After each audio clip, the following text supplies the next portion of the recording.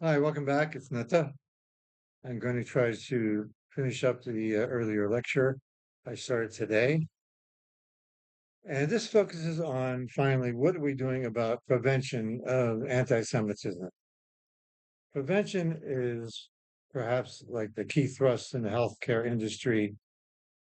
Uh, no doubt it's for the benefit of the patient to catch things early, maintain health, public health, and avoid serious complications and treatments and surgeries, and not only healthcare, but preventative maintenance in the industry. So prevention is less dynamic, less romantic, but is really the most essential part of the healthcare system. And what about anti-Semitism? What are we doing to prevent it? Are armies the answer? I don't think so. We still have a guerrilla group doing terrorism, despite the fact that there's two of the greatest armies in the free world on top of them. We don't get the term surrender. It's only at this moment ceasefire. So there's lectures, there's seminars, there's meetings. But what are we doing actually to prevent anti-Semitism? Perhaps we should look at the tactic, a very successful tactic of our enemy that has skillfully focused on the university campus, focused on young people in the formative years, or even before that. In that environment, the young adults are intelligent, capable of achieving, full of energy, and highly vulnerable to being influenced by the shrewdest, financially subsidized, and morally compromised educational institutions. And remember, institutions are not just a bunch of buildings, they're a bunch of people in the buildings making decisions, implementing the decisions, and teaching others. These young people are no longer living with their families on the whole. Chances are they're not married. They don't have the constraints and the challenges of marriage, dealing with a spouse, raising children, occupations, being involved with the public, the neighborhoods. So they don't have that temperance. So they're wide open to be, you know, influenced and manipulated. And they're so manipulated and so programmed that now even murder, and we're discounting the horrible things that have been done in the name of protest. They're not acceptable in the name of protest. Can you believe?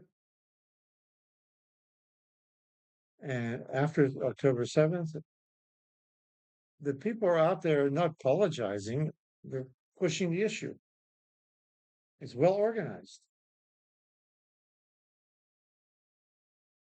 And here we have public education becoming the nemesis of the Jews, the people of the book. I mean, what's going on? And the use of misdemeanors,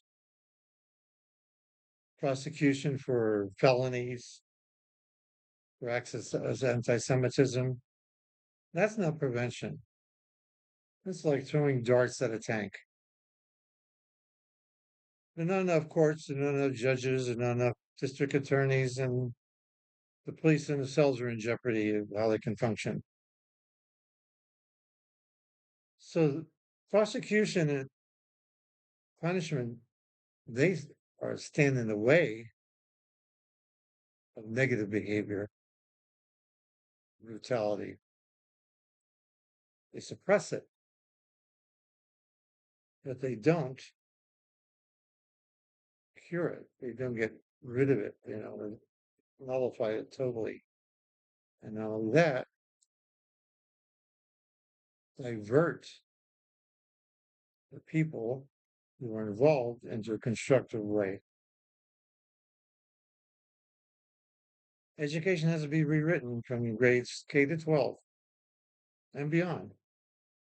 Terrorist leaders in the early 2000s were boasting how they're going to raise a new generation in their lands the way they want them to be raised and to believe. And it looks like they succeeded. It's 22 years later, not more. It's observable globally. No one's safe. Look at Europe now. Tables are turned on them. Look at our country. The senseless murders in schools, shopping centers, clubs, churches, one after the other. Now, Jews are often at the forefront of this. And one aspect of it is that the Jews have the resources of a group dynamics, to recognize and know how to deal with much of this hate crimes. And they have the tools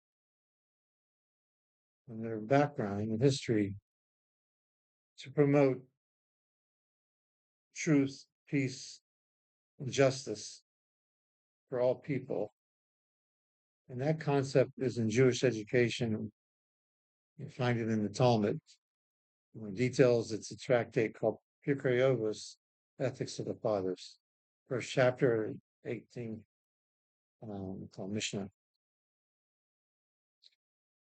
So it's time for us Jews to recognize our historic Jewish assets and demonstrate that the voice of Yaakov, Jacob, one of our primary predecessors, can and will overcome the hand of Esau, our primary nemesis.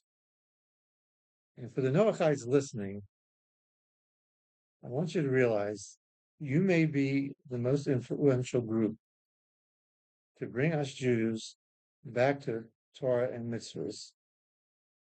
What do you think goes through their mind when they run into people like you who, from different backgrounds, have done their own research and decide they want to come close to God and God's ways as depicted through Judaism, Noahide codes? So I thank you for your efforts, and I reinforce them, and hope to continue this soon. Thank you.